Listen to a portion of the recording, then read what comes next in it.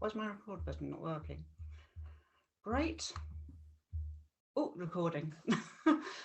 Hi, I'm Anne-Marie, and I'm joined today with Nadia Essex, who started off her career in PR and then after that became a dating coach, and was after that one of the first presenters on Celebs Go Dating. And after that, she's recently become a first-time mother for the first time. So Nadia, thinking about the theme of this show, which is Remap Your Life, can you think of a time when you've had a big change? I mean, I've talked about a few changes there. So you moved from PR to becoming a dating coach, then a television first host of Celebs Go Dating, and now you're a mother. So is there anything there that you can think of that may have had an impact on your mental health or you weren't expecting? And just, you could talk us through how you navigated through the changes that have happened in your life. Oh gosh, well, yeah, I mean, I think all of those points were big changes. I think I've kind of ping-ponged from kind of one thing to another thing to another thing. And yeah, I've worked since I was 14. I always knew I wanted to make money. I didn't go to university. I wanted to go and work, and kind of worked early on. I realized if you can learn to sell something, then you'll never be without a job, because there will always be someone that needs you to sell their product. So I learned sort of the art of selling, I suppose you could say. And I worked for a few different sales companies and made a lot of money. I was good at it, thank goodness. And then slowly moved into the kind of marketing, PR-y side of things as well, which is still with a salesy base. But yeah, it was good. It was what I knew. And I think I was good at it. And I enjoyed the buzz of selling, you know, pitching and closing was a buzz. And then the company that I worked for, it closed down. So I took a year sabbatical, because I've been working for, 2 decades pretty much. And I was just sick of office jobs. And so I took about a year out to really decide, what do I want to do with my life? And I didn't have a clue. I thought maybe I had so many ideas. I was going to open a baby nursery. I was going to open a concierge service. Like, I had so many different ideas and creativeness going on. And in the background of kind of thinking about what I wanted to do, my old boss asked me to help with her dating. Just got divorced after 25 years of marriage, in her late 50s, and was like, I don't have a clue what to do. So I was like, okay, well, I'll be your wingwoman. I'll take you out. I'm on sabbatical, so let's go have some fun. So we spent sort of 6 months I've spent with her, being her wingwoman, taking her out, teaching her how to date again. And then it worked. And she ended up in a very successful relationship. She got married again about 3 years ago now, I think she hit 60, 61, and then she got married. And has completely just found her soulmate, she says. And so I was like, oh, actually, do you know what? I'm pretty good at this dating malarkey. Let me see if I can monetize it. Because I started helping out my friends and giving advice. And then, again, changed course and started doing the dating. And then that kind of became a thing. And then all of a sudden, it was a few years ago. So Love Island didn't exist. No dating shows really existed. The Millionaire Matchmaker existed, but there weren't any dating shows. And so I thought, you know what, dating needs to come back. So I started pitching dating shows for TV. And about 2 or 3 years after I first started pitching, I got the call from Celebs Go Dating saying, we're looking for a dating host. You know, what do you think? Do you want to come in and screen test? And I was like, yes. So went in, did about 7 screen tests. Didn't think I got the job, kept thinking every stage there was so many people obviously applied. And then the day before, I literally got the job the day before we started filming. So I didn't have time to like get myself prepared in any way. I didn't want to jinx it. So I didn't like get my hair done or buy any outfits. I was like, let me just try and be normal. So on series 1, I had the worst hair color on the planet, because once you start filming for continuity, you can't then change it up. So, so I got the job day before, about 4 o'clock, 7 a.m. The car came and picked me up the next day, and then I started in telly. And then so a whole new journey started. And then fast forward, 2 years, and then that finished. Fast forward another year and 17 months, had a baby, moved into podcasting and doing radio interviews and magazines and social media posts and advertising. And so just kind of like, my accountant doesn't know what I do. He like, what are we putting down in your tax return this year?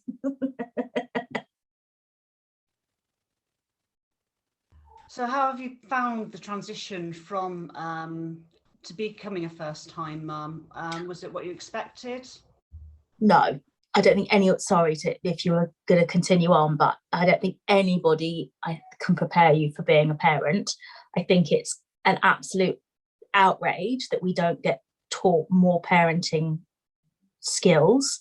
I didn't know I was pregnant because I didn't realize that the symptoms of pregnancy were exactly what they were. I didn't have any reason to think I was pregnant. So I didn't have nausea, I didn't have morning sickness. I had nausea, but I had all day sickness. And actually I felt best first thing in the morning. And then as the day went on, I felt worse. So by the evening, then I felt really poorly. And yeah, didn't know any of the symptoms really, didn't think at all. I just thought I had some kind of bug. I thought I had anemia because I'd just gone vegetarian the last 6 months. And then it got so bad, I felt so poorly, I thought I had cancer. And I called the doctor and was like, I need to have an appointment, because I genuinely thought I knew there was something wrong. I was like, something's not right and I need to call the doctor. And I just didn't, at 38 years old, I've been around the block and I think I'm a woman of the world, and I didn't have a clue, not a clue. And why would I? If you haven't experienced it, I don't really have anybody close to me that's really been through it in terms of where I've been there as kind of every step of the way. I know people that have got pregnant, obviously, but I haven't seen it firsthand, if that makes sense. And then obviously having a baby, I did all the antenatal classes and all that sort of stuff. And yeah, I'm completely clueless. I'm not prepared in any way, shape or form. And every day I'm just winging it. Well, I guess you're loving it at the same time, yeah? Oh gosh, I mean, yeah, it's literally the hardest yet the most rewarding time of my entire life. I mean, I've never been so exhausted but yet so elated with life in equal measure. It's a very strange sort of juxtaposition of just being like so unbelievably from your soul knackered, but your heart bursting with nothing but unconditional love that I've never felt before. Like, it's just the weirdest. It's just such a, like, I think like your body chemistry must change, because it's just a weird, wonderful club to be part of, and I'm really happy that I became part of the club.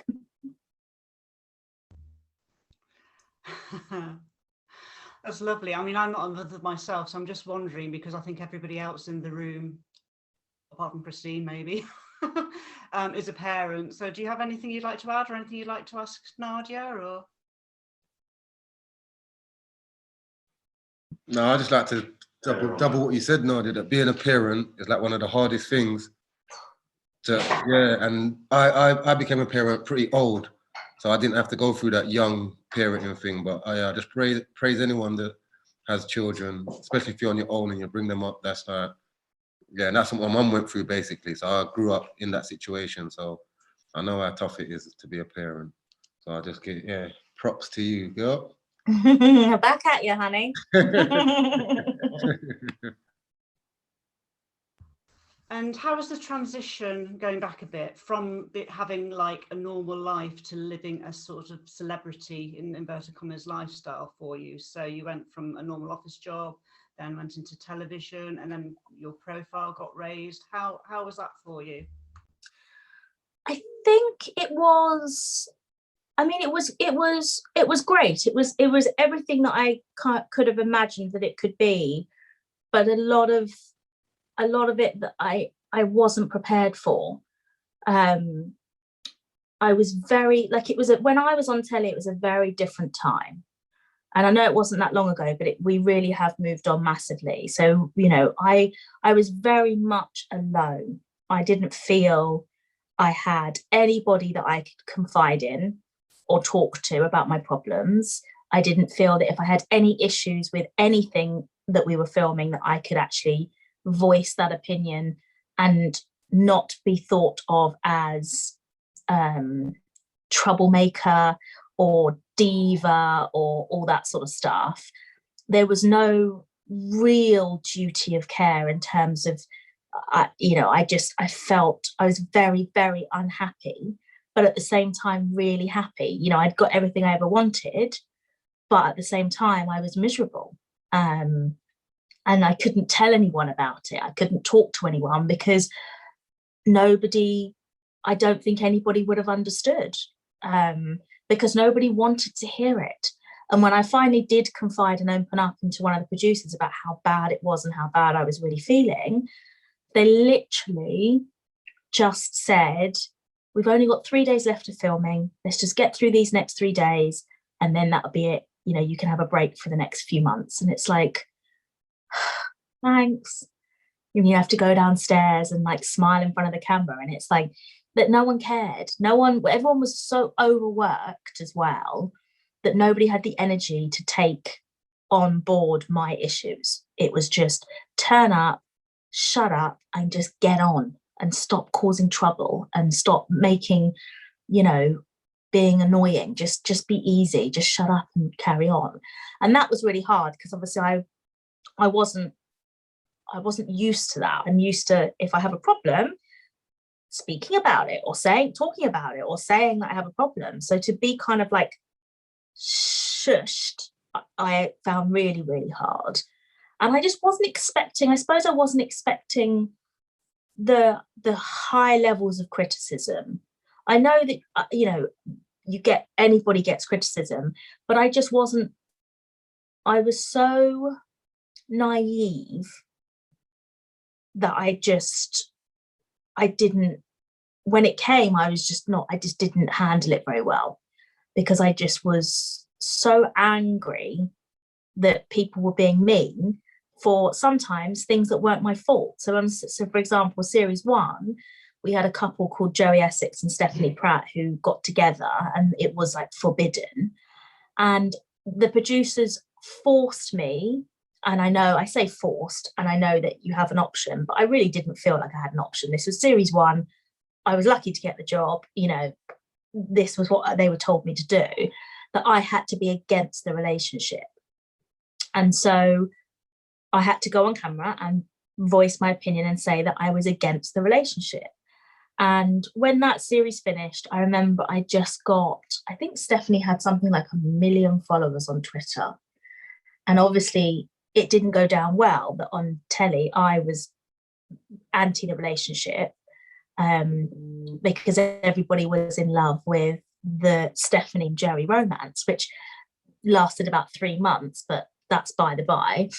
And so I got a million people trolling me, and I didn't get one call from production company to ask if I was okay. I didn't get a single follow-up, anything, in fact, just to say, do you know what, like, we'll take over your social media for you. You go have a break. We'll take Twitter. You go and have a break. I had to go, my best friend at the time, I was so down, took me away. We went to Marbella. Not actual like the Marbella bit, the nice bits. And we went away for like a week, and I just turned my phone off. I had to, because I was just spiraling out of control of just this pile on. and not one person bothered to check if I was okay. Nobody cared, because at the time, Joey and Stephanie were like this young hot dream, and I was the evil queen that was against them. And it took 3 months later before they broke up, and people were like, oh, okay, so she was right. And it's like, yeah, but it's too late. I've already had a million people tell me to go kill myself because they hate me. So it was a lot tougher than I expected. And I thought I had a really thick skin, and it turned out I really didn't. I was a sort of glutton for punishment. I would go on to social media. I would argue back with people. I'd try and get my point across. I'd be very much like, no, I want you to understand where I'm coming from, not realizing that you're literally might as well argue with a brick wall, because people don't want on the internet, people don't want to change their opinion. There's no point, because you're not talking to a person that's in a listening and understanding state of mind. You're talking to a stranger on social media that's going, you suck. And you just got to be like, okay. So then that all happened. And then again, moved on, came out of that, and then moved on to doing my podcast and doing the kind of like Instagram influencers type stuff, which I find really tough, because I'm just not I'm not an atypical influencer. I'm not one of those like pretty influencer girls. I'm so not that. I can't be bothered. I just about bothered putting makeup on for today. But it's like I'm just so like I'm just like, I can't, like they spend an hour getting ready for like a picture, and I'm just like, no, sorry, I'll take the picture, but I don't want to spend an hour putting like makeup, lashes, layers of this, and they look flawless, but I just don't have that kind of time or energy. So yeah, I'm kind of a bit of a fake influencer. Jacqueline, did you just put your hand up? Yeah. I did. Thank you, Anne-Marie. It's nice to see you. Hi, Nadia. Hi. Hi. I just wanted to say how much I admire your resilience for everything that you've been through, and still bouncing back and showing up and glowing and being inspiring. And how that whole thing about that the Twitter thing or social media, sorry, is separate realities. Everybody's got their own thoughts and their own realities, and it's no good arguing with them. But I just thought, I really respect your resilience and your bounce back ability. So thank you for being so inspiring. Oh no, thank you. That's very kind of you to say. It's not been easy. I've struggled a lot, and I'm so lucky that I've had such good support. I've had a really good therapist that, so I had it when I finished Celebs Go Dating. I had the therapist, a local therapist, a private therapist, and she was good. She was okay, and she helped kind of in that period. And then when I got pregnant, they assigned me to a perinatal mental health team, and the therapist they assigned me, we saw each other for about 2 years. So it's like 17 months, because they do for the first year of your having a baby. And she has just changed my life completely. She's the best therapist I've ever had, and we spoke every 2 weeks, and it's really helped. And I definitely do. That kind of the Celebs Go Dating time was extremely difficult for 2 reasons, really. One, because the truth of what happened, most people don't actually still know. People still think that, oh, there's Nadia, she trolled people on social media, and it's like, no, I've been to court, and I've given, legal statements in a court in front of a judge, and proven that isn't the case. But yet nobody cares. The press didn't care. Nobody wrote about it. Nobody cared to interview me about it. I'm literally taking these people to court because of the lies that have been spread about me. and nobody's writing about it. No one will care. What they write about is they loved it. Nadia the troll loved it. Loved it, because, oh, what a great scoop, what a great scandal. But then, Nadia isn't a troll. No one cares. Like, no one wrote about it. No one cared about it. So was tough. That's not very exciting. Exactly. It's not very exciting. Exactly.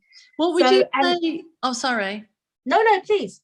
What would you say to a younger version of yourself? Because what I'm seeing is, I know that you've had some help and some therapy and stuff, and I feel that the reason why that's working for you, because it's lighting your spark, your inside spark and your inner light, and that can't ever be doused. And what would you say to a younger person, a younger you now? What would you tell them? I would definitely say to really just speak up about your feelings, because if I had dealt with things in a better way, then things wouldn't have worked out the way they have. And I'm not saying that, in Celebs Go Dating, I'm completely innocent in what happened. I definitely am not. I wasted my time arguing with people on social media, defending myself against trolls, and just wasted energy, time, effort, thinking that, oh, it's anonymous, no one will know, I can tell them to go themselves and they'd be fine. And I wasted so much time because I needed an outlet. I was getting piled on debt. I was called fat on 30 times a day. Go kill yourself. The next time there's a terrorist attack, make sure they give Nadia's address. I mean, it's constant. People say block. Good advice. But unfortunately, before you know what there is to block, you have to read it. So you have to read it first and then go, oh, that's a troll, block. So some of it penetrates no matter what happens. And, my outlet was to fire back, and I shouldn't have done. I should have gone to the company and said, the production company, and said, I can't cope with this level of crap that I'm getting. You guys need to help me. You need to help me. Either I'd get some training, like media training and how I deal with it, or you guys need to, I can't come off social media. That's not the right thing to do here. You tell me to stay on it because you need me to promote the show. So that's not going to work. But I need help. I need you to help me find a better way of coping. And if I'd just done that and communicated better, everything would have been very, very different. But I just didn't feel like I had any worth of voice. Yeah, that's really good advice. Speak up. Know that everyone has worth. Yeah. And if I'd yourself. We never would have, if what had happened to me had happened now, it would have been completely different. The whole situation, there's a lot of people that, the Caroline Flacks of the world, and Mike and Sophie from Love Island, that, have been suicidal and they haven't come back from it. And, I remember when I was going through the absolute pylon and it was absolute worse, I begged Channel 4 for a meeting, begged them 3 times. They said no.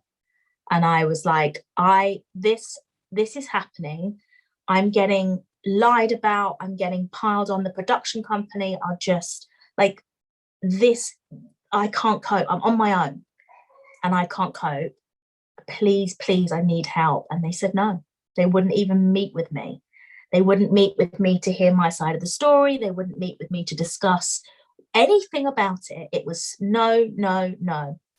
And if I'd gone on to kill myself, obviously I was hospitalized with suicidal thoughts, and luckily I was able to come back from that. But if I had gone on to kill myself, there would have been a very easy paper chain of like, I was let down because I tried so many things to try and just get some kind of help and support, and nothing worked. And unfortunately, it was really, I still have days where I feel sad about what happened.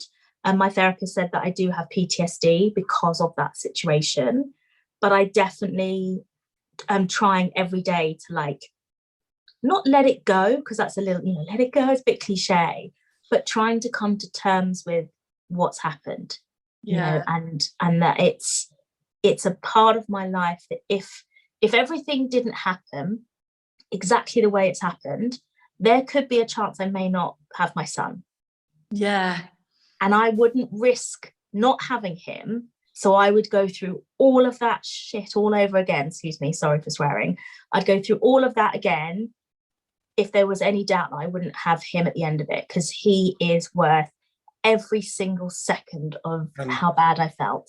Do you know what else, Nadia, as well?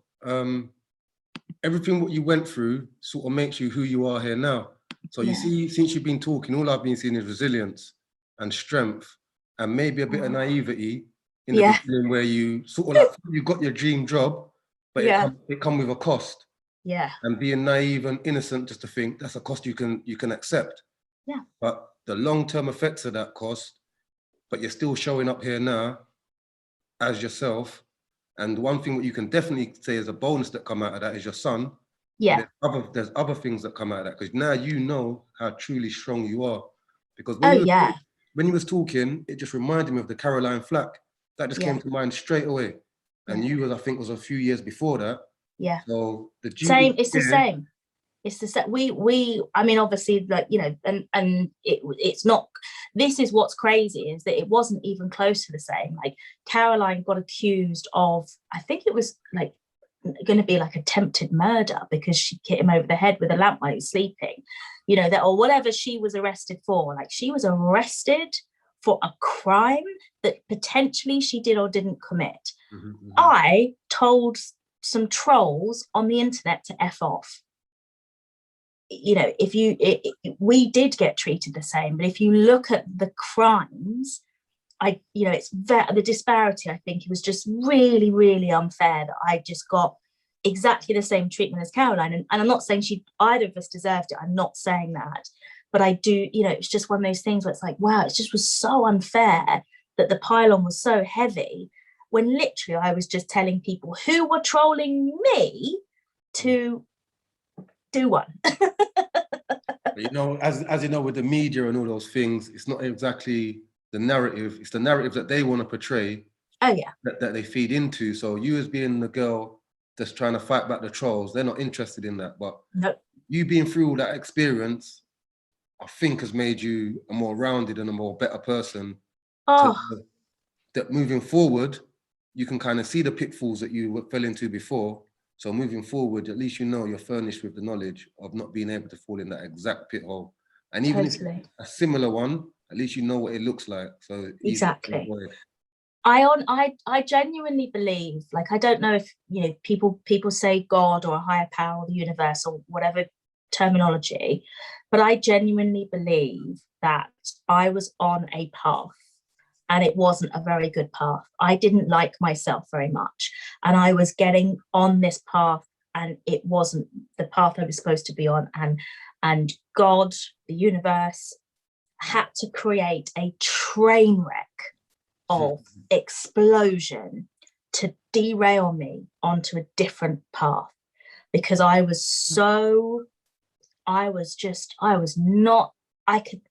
back now and it's a different woman.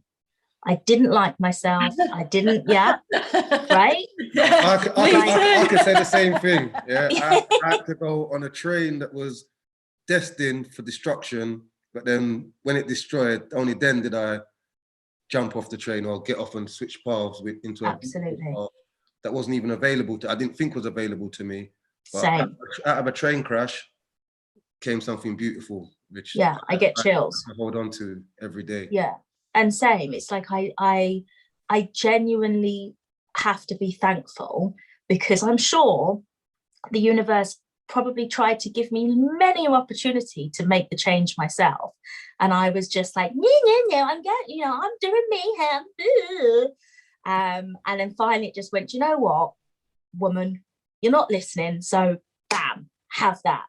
Yeah, that's what I wanted to ask you as well, is that's what we're hearing here. We're laughing because we're both, and we both feel like we've been in that boat as well. But like, the universe gave you loads of signs, right? And we get so on the focused and ignoring all that. Do you think that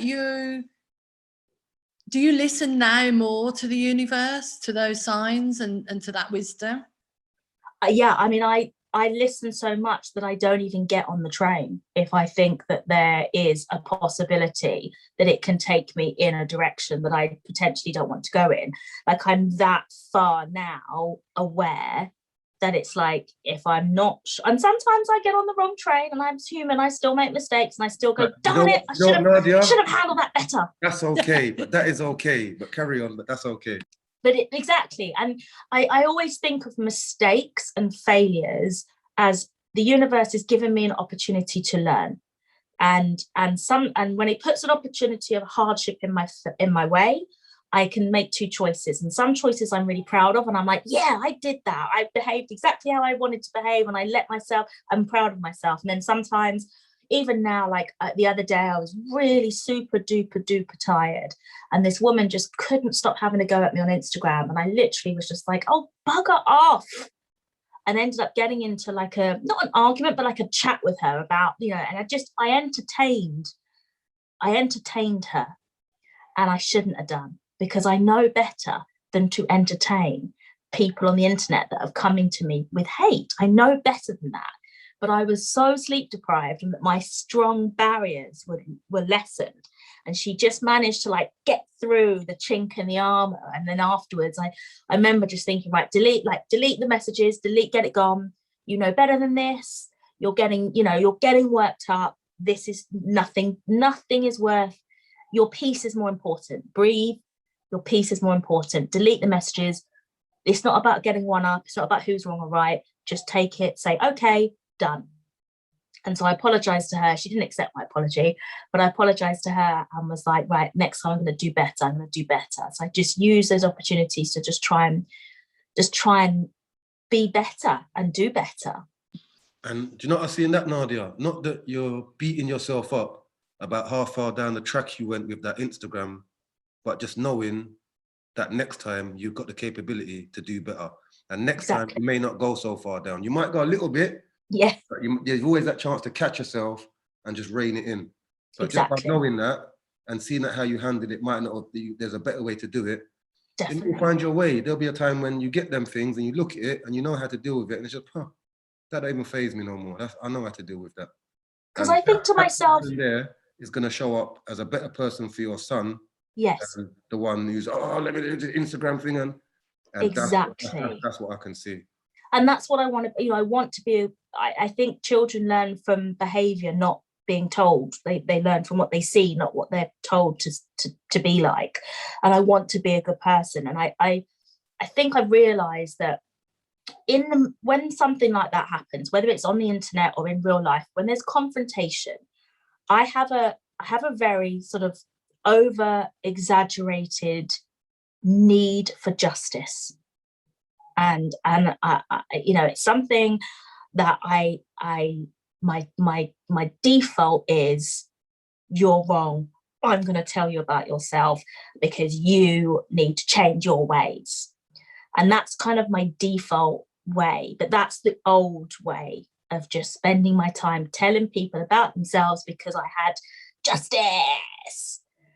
Whereas now I have to think, even though I could have an argument with someone and I can win the argument, but afterwards, I still don't feel good about myself.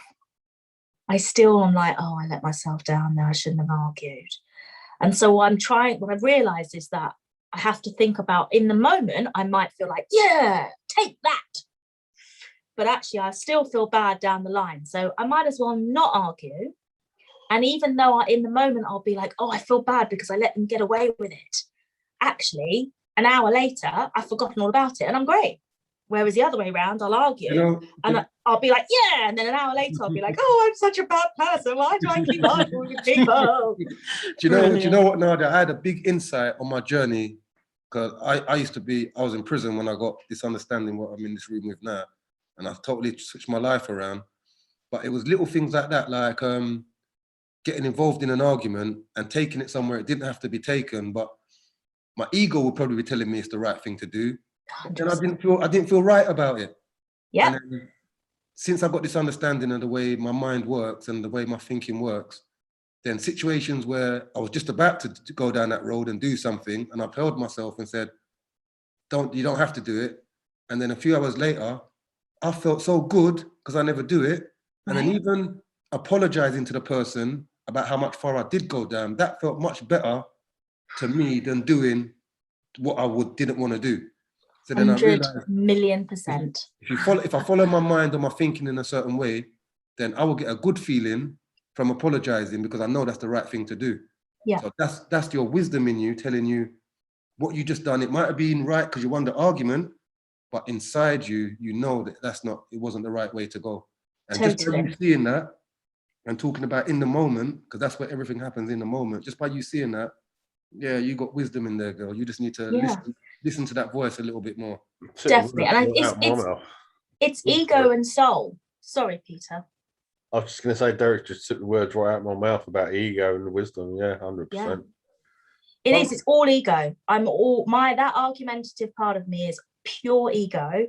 But when I do that, the ego is fed, but my soul is taken away. And I feel bad. I feel like a bit of my soul is a bit, I get a pang of, not depression, because it's not that, but I get a pang of like, oh, heavy-hearted, because my soul doesn't want to argue with people, whether it's strangers on the internet, people on the street, whether my family or my friends. I don't want to argue. And actually, I think if you have good communication skills, like you said, Derek, you don't have to let it get to that stage or take it somewhere. You can usually pacify most situations if you just, that split second of whether you listen to your ego or your wisdom would decipher where you go next. And it's a millisecond of a moment you have to make that decision. And sometimes most of the time, I will say I make it the right decision. 95% of the time, I'm on it. I make the right decision. 5% I'm working on. I think, Christine, did you want to say something? Yeah, just it's a weird question. I'm not entirely sure how to phrase it, but maybe you'll make something out of it. That person that you see on the television and on Twitter and social media, do you see that as being you, or do you see it as almost being like two separate people? There's the real you, your true self, and then there's this construct that's actually not real. Yes, I think I do. I think two things. I don't know whether I think of them as two things because I've had to detach because of the trauma and the person she was I didn't like. So I've had to mentally detach from her, or whether I genuinely do think I feel when I look at pictures and things come up, I feel sad for her. I feel sad for her. She didn't have a clue what was coming. She had no clue what the train wreck that was coming her way. And my heart kind of goes out to her because I'm like, wow, like I'll see pictures on Time Hopper pop up from like a few years back, and I'll be like, out doing, having a glass of champagne. I've got all my makeup done from filming. And I'm like, she would, it's like Jaws. All I hear is da-da, da-da. Every time I see a picture, I'm like, it's coming. I didn't have a clue. So I find at the moment, I still find it quite difficult to look back at those times, because I find it quite hard, because my first instinct is it's not fair. I feel very hard done by. I wouldn't change it, but I still do feel hard done by. I feel like it didn't have to go down the way it went down, but also at the same time it did. And so I have to be okay with that. And I will, every time is wonderful. And all the time that I grow and learn and move on, I will feel better. But I definitely do look at her as a different, but I also think I played up to it. I was different. I did play up to the camera. It was a bit of like, Lady Nadia's in the building, boom.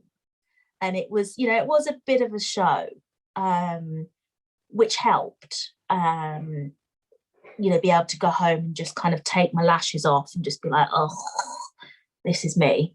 But yeah, definitely a disconnect for sure.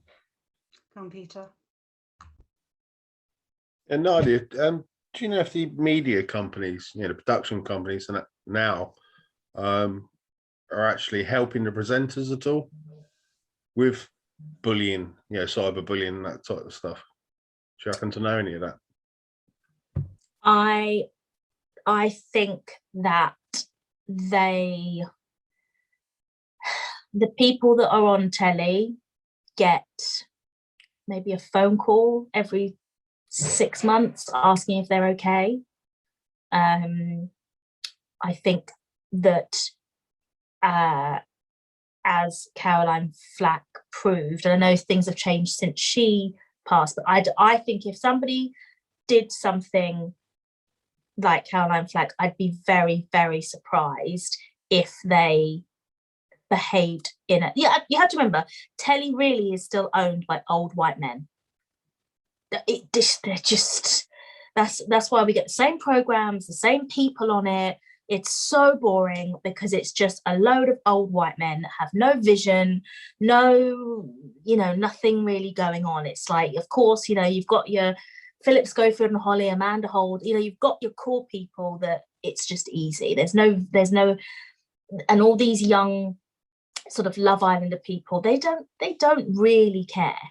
And the people that do care are so low down on the pecking order that they can't do anything about it. Because you work on telly, you usually have like a producer that's kind of assigned to you. So you'll have your own producer who you work with really, really closely, who is basically like either two or maybe you or a duo. So you get to work really closely with that producer. But they're like one step up from a runner. So, they're really on your side. They back you all the way. But they have no say and nothing. The top people in telly are still very, very old school, and I'm kind of like, eventually this lot will die and the next generation will come up the ranks. And I think we're going to move into a time where telly's going to be wonderful again. I think it's lost its mojo right now. I think that I personally don't really watch much on telly. I don't think there's anything that good on TV at the moment.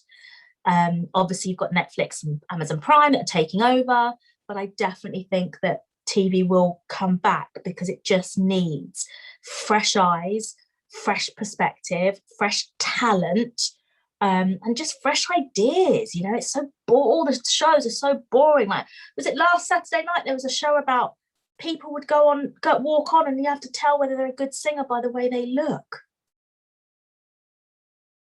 What? I mean, you can't think of a better concept than that. This is Saturday night. When you were talking about Caroline Flack, it just came to me, a lot was made in the media about the fact that Ant McPartlin was involved in a DUI and he still kept his job and Caroline was sacked. Do you think there's a level of misogyny that goes on as well? Massively. I think I think also Ant was willing to, Ant is so powerful. Him and Ant and Dec are powerful at the top of the hierarchy. And Ant was also, able to be a sheep. Caroline wasn't. So I remember seeing Caroline go into ITV with her boyfriend, I think the day after she got arrested, and she came out and had set up pat pictures and she was smiling and holding a bottle of water.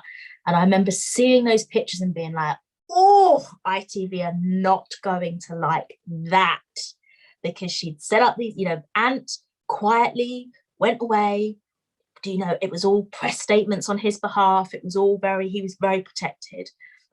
Whereas Caroline, she was a firecracker and she literally walked out the building and there was Paps there and she was just like with her water bottle.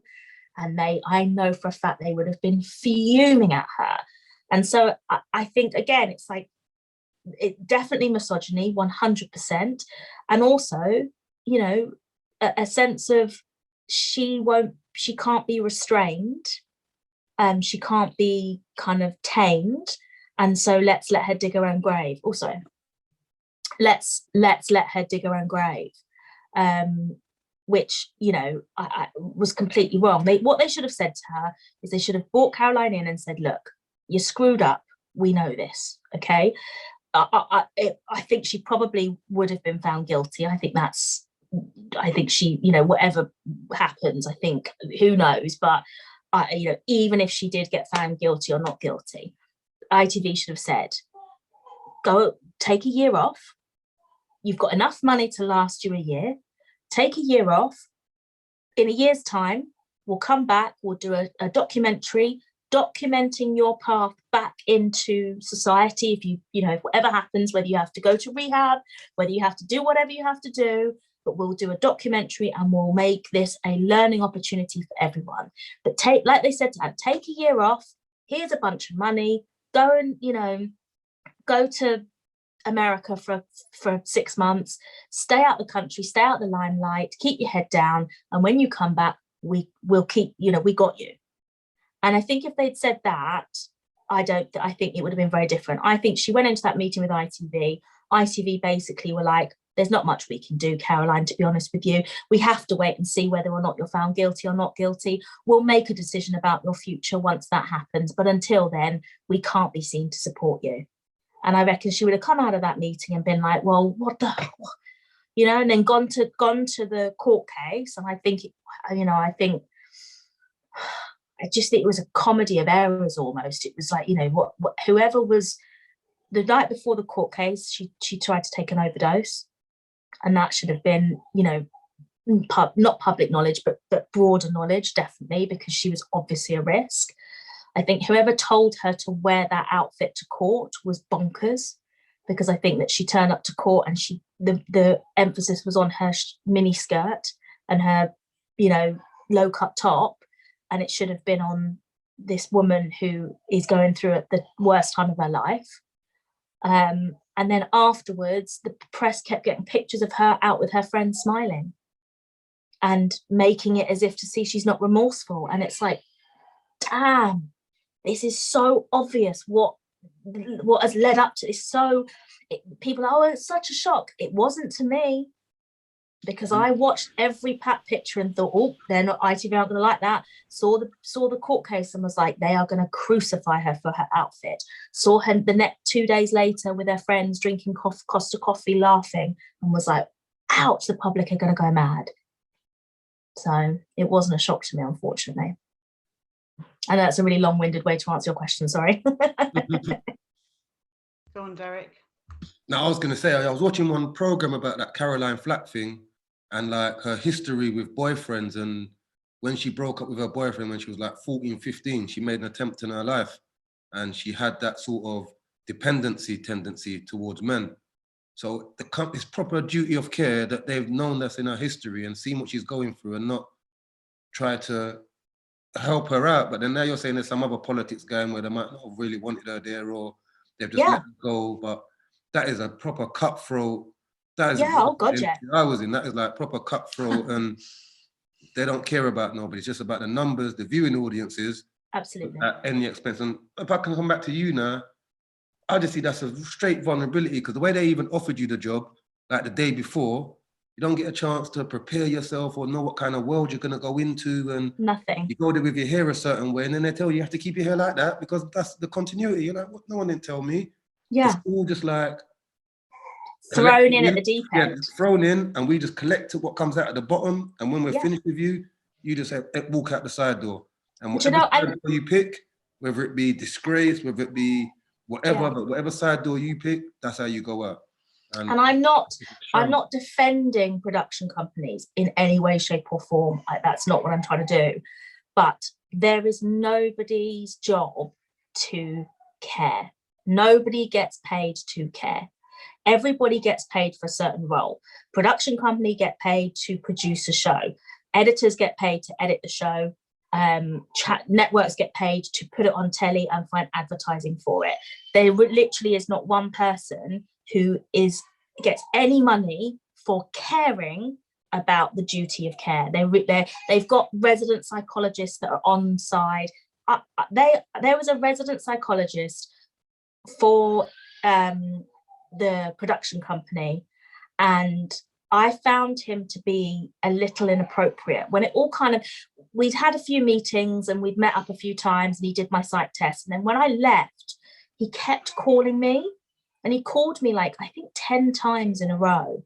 And obviously I was going through stuff, and he was like, if you want to talk, I'm here. And I was like, you work for Line Pictures, so your loyalty has to be with them, surely. So I can't trust you. So I don't want to have a conversation with you because I can't trust you, and I can't tell you how I really feel because you might run back to them, and I can't push. And so constantly said no. And I found it really weird. And I showed my friend a voice note that he left me once, and she was like, does he like fancy you or something? And I was like, I don't know, but I feel very uncomfortable. So I was like, right, that's it, I'm just going to cut him off. And then a few months later, Mike died, and I said to Line Pictures, I really need help. And so they said, okay, would you want to speak to the psychologist? And I said, you know what, I don't mean to be rude, but I don't want to speak to him. And I explained the story and said, I feel uncomfortable. He's made me feel uncomfortable. So if there's anybody else. And literally they turned around and was like, oh, but everyone loves him. And I'm like, everyone may love him, but I am trying to tell you that he has made me feel uncomfortable. And he's, oh no, he's a great guy. And I'm like, yeah, I've heard that before. Everybody that's ever done any kind of violence against women is always, oh, neighbours, oh, he's a great guy. Like, I'm trying to tell you, like, even in this world, it's like, I'm trying to tell you I don't feel comfortable. And instead of taking that on board and saying, okay, Nadia, we'll find you someone else, the straight away back was, oh, he's great. It's like, well, he's not to me, hun, because I find him creepy. So it just shows you the mentality, the mindset around it. It's still very old fashioned. Yeah, and some people are very adept at putting on different faces for different people as well in different situations. So yeah.